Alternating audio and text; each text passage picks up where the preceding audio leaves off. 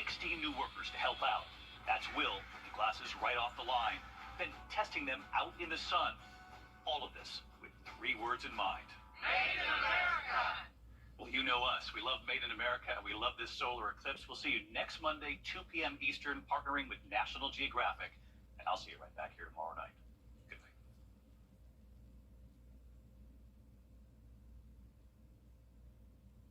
A strong cold front brought us storms earlier today, and now it's bringing us cooler temperatures. Tonight will fall into the 40s and highs tomorrow only in the 60s, along with those winds staying gusty. All the details coming up.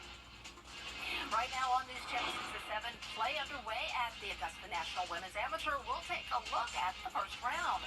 Also ahead, a shooting at Diamond Lakes has those around the park feeling unsafe. We spoke to those who live in the area. And new murals in the city of Augusta will tell you where they are and the purpose behind them. Your News at 7 starts now. Live from Television Park, this is WJBF News Channel 6 at 7.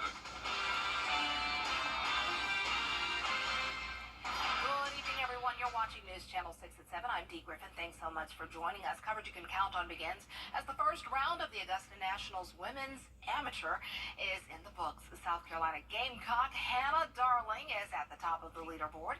Here's Brendan Robertson with more. Well, despite the windy conditions in round 1 here at the Augusta National Women's Amateur, plenty of low scoring, especially from some current and future South Carolina Gamecocks. Scotland's Hannah Darling leading the tournament by 1 shot with a blistering 6 under par, and her teammate from Sweden, Louise Rydquist, tied for 11th at 2 under, and future Gamecock Ella Galitsky 1 shot back at 5 under par. But it was Darling who came flying out of the gates with 3 birdies in a row to start, a 4 under 32 on the front, 2 under on the back. She made a tournament record 8 birdies in the round. South Carolina coach Caleb Anderson out here watching her ladies become stars in the making, taking pictures and signing autographs for fans and future NWA stars. I'm so proud of them. I mean, it's just fun to see their hard work pay off, and obviously it's day 1, a lot of golf left, but you know, they played solid. They played solid all spring, and fun to actually have their parents out here from overseas and have them enjoy that, and you know, look forward to tomorrow and the rest of the week. For Hannah Darling, this is her 3rd appearance in this tournament. In the last month, she won the Darius Rucker Intercollegiate and finished runner-up at Augusta University's tournament down the road at Forest Hills. Her teammate, Louise Rydquist, tied for 11th, and though they hail from Bonnyrigg, Scotland, and Bjarnemo, Sweden, they're proud to be putting on for the Gamecocks. It's a privilege. You know, we are very lucky to have had the opportunity by our coach, Kaylin Anderson. She's a great coach, and we come from a great culture. At South Carolina, you know, our women's basketball team is doing great. Our men's basketball team is getting a lot better, and you know, we just come from a really supportive group of athletes, and that's a really nice thing to be able to represent. Coming in on the last holes and saw Hannah on top of the leaderboard, and you know, we grind together every day, and we strive to obviously beat each other out there every day as well. But we're also teammates, so we cheer on each other, and it's beautiful to have that relationship out here, especially being my first time out here. Round 2 scheduled to go off Thursday morning at 8 a.m. from both tees, and it is cut day. Only the top 30 and ties will get to play Saturday's final round at Augusta National Golf Club. Reporting from Champions Retreat, Brendan Robertson, WJBF News Channel 6. If you are headed to the course today or tomorrow, traffic is not expected to be a big issue. Columbia County's traffic and engineering are constantly monitoring the areas near the course to help them with congestion. All road construction in the county is on hold. As for parking, golf patrons will park at Grace Baptist Church on Hardy McManus Road.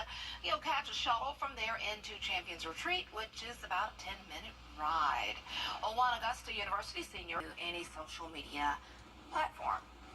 It's a great day to go out and look at all the murals as well as watch some golf. Let's turn now to meteorologist Jenna Petracci, and it was a gorgeous day. Yeah, beautiful mural, beautiful weather. Yes. The only downside is that it's so windy out still, and it will stay pretty windy tomorrow as well. You're taking a live look at our Terry Lambert Hyundai Skyview cam into North Augusta.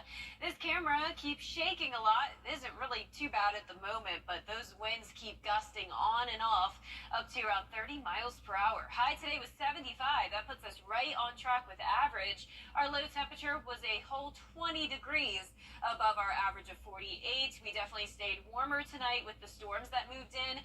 The cloud cover and that strong southerly flow always keep things much warmer. That won't be the case tonight, though. Notice we're already at 69, so already pretty much at our low temperature from earlier this morning. 70 in Allendale and Barnwell, 72 in Louisville. Aiken, you're in the mid-60s, 65 in Sparta, and 71 in Waynesboro.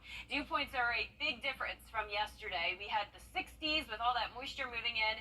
Now we're down as low as 29 in Washington. Nice change of pace for them. They even had a tornado warning earlier this morning. Winds are gusting, or winds are sustained up to around 15 to 20 miles per hour, and gusting up to 34 in Aiken, 32 in Augusta, 27 in Waynesboro. For the remainder of tonight, we have the chance of 40-mile-per-hour wind gusts, and this lake wind advisory actually goes all the way through Thursday evening. Tomorrow, those wind gusts a little bit lighter. I'd say more so only up to around 30, but nonetheless, still very windy. Here's the cold front that brought us the storms earlier. All of that activity now out to sea, but this is still part of a strong and powerful low-pressure system that's now bringing snowfall up towards the Midwest and Great Lakes region. For us in northwestern Georgia and Tennessee, it is just some light shower activity, but this is what's also responsible for keeping those winds gusty the rest of tonight through tomorrow. We'll drop into the low 60s starting at 8 o'clock, upper 50s by 10 o'clock, and then eventually we'll fall all the way down into the 40s by tomorrow morning. I'll have more details on the cooler temperatures moving in coming up, but back to you, Dee. All right, thanks so much. We'll see you then. After weeks of sound and fury over businesses and crime, Augusta commissioners. News Channel 6. April is National Donate Life Month, and Piedmont Hospital is honoring organ donors and those who have received organs. The event this afternoon featured a representative from LifeLink, parents of organ donors, and the CEO of Piedmont. They spoke in support of those who have donated their organs to help others. They hope more people choose to be an organ donor if they are able. The significance of what we're doing today is raising the Donate Life flag just as a visual symbol for everybody to see and ask questions about. And we raise it at 108. And the reason for that is because one donor can save the lives of 8 individuals through organ donation. We also celebrate tissue donors this time of year, eye donors, everyone who's given that gift. And we're just happy and proud to be a part of it. 10 organ transplants were done at Piedmont, Augusta. There are 100,000 people in America waiting for an organ transplant, and more than 3,000 of them are in Georgia. Well, coming up, a 7.4 magnitude earthquake struck the island of Taiwan, leaving almost 1,000 people injured. We'll have the latest on the tragedy when we return. Hello, I'm Adrian Walters at Cash 3.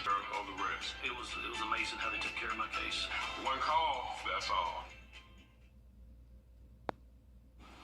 Now to the violent earthquake in Taiwan. The death total is rising. At least 9 people have been killed, and now more than 900 injured from what's being described as the strongest earthquake to hit the region in 25 years. Ike Ajachi is here with the latest. Shelves shaking, supermarkets in disarray, buildings reduced to a pile of rubble. Just some of the harrowing scenes after a massive 7.4 magnitude earthquake rocked the entire island of Taiwan just before 8 a.m. local time.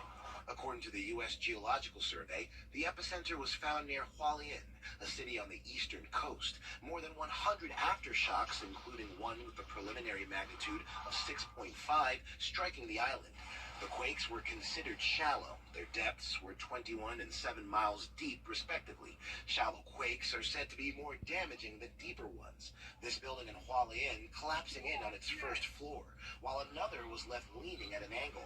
Other reported damage include 9 sections of local highways and 11 roads with falling stones or cracked pavements. Public transit shutting down across the island, disrupting the morning commutes of 23 million people and sending them running for their lives.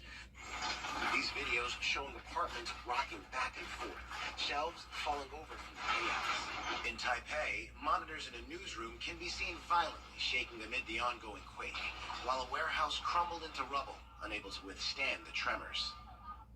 The damage is devastating. Landslides have affected the countryside, and tsunami warnings were issued in Taiwan, Japan, and the Philippines. Ike Ajachi, ABC News, Washington. Here at home, a woman from Swainsboro now lives about 2 hours from the epicenter. News Channel 6's Barkley Bishop spoke to her by phone this morning. I had never experienced something so violent, and I was holding on to the door frames, and my refrigerator started moving. And the refrigerator is quite massive.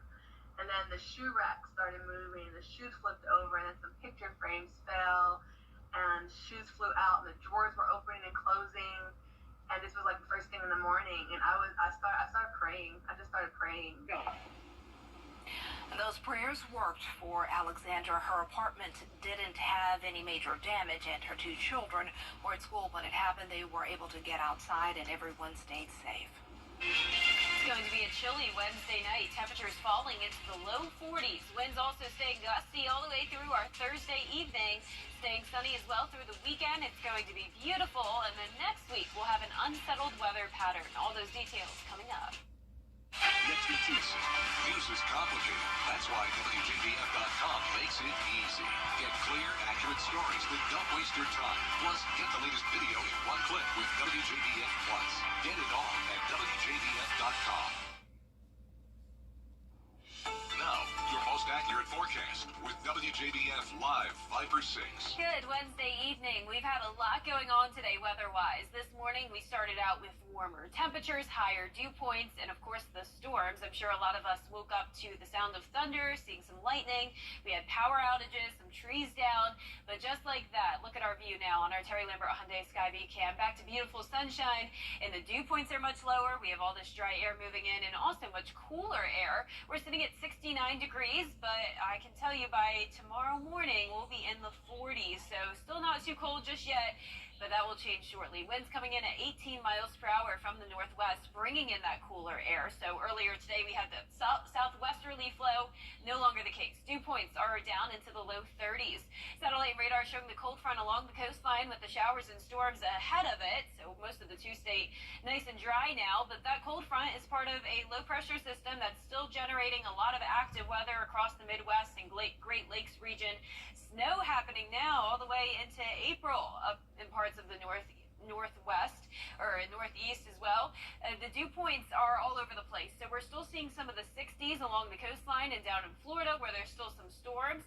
But back out towards the west and to the north of us, we're seeing the 20s. So all this dry air is moving in behind that system. Temperature-wise, we're in the low 60s to low 70s. A little bit warmer down towards the south, still at 70 in Waynesboro, but only 63 up in Washington. It's been very windy all day. Those winds are sustained up to around 18 miles per hour, and then the wind gusts up to 35 in Edgefield, 32 in Augusta, 33 in Aiken.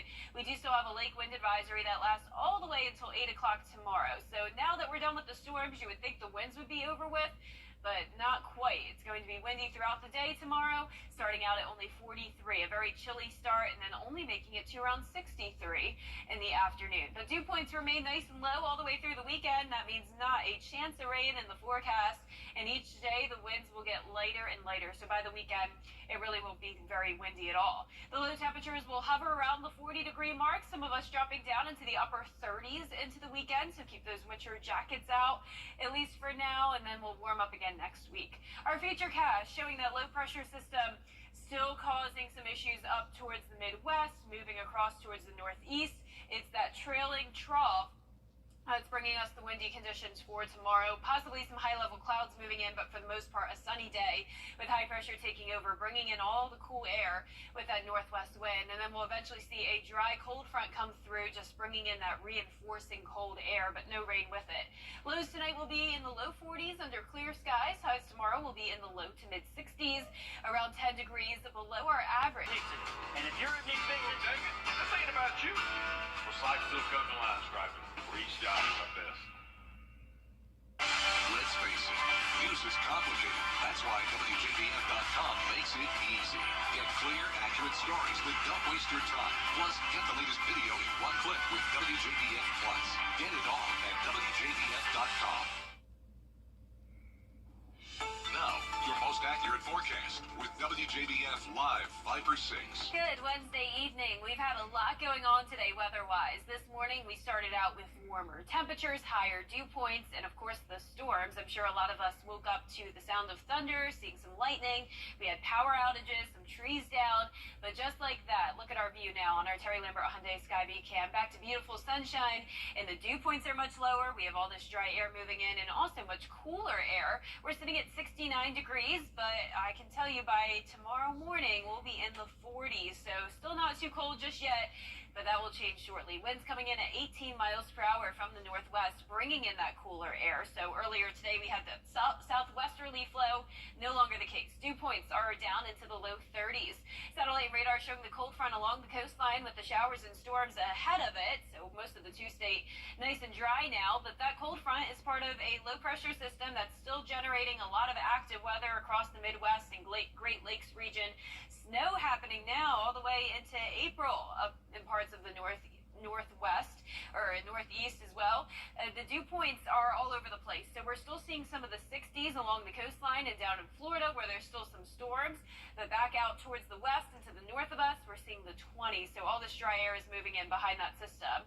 Temperature wise, we're in the low 60s to low 70s, a little bit warmer down towards the south, still at 70 in Waynesboro, but only 63 up in Washington. It's been very windy all day. Those winds are sustained up to around 18 miles per hour, and then the wind gusts up to 35 in Edgefield, 32 in Augusta, 33 in Aiken.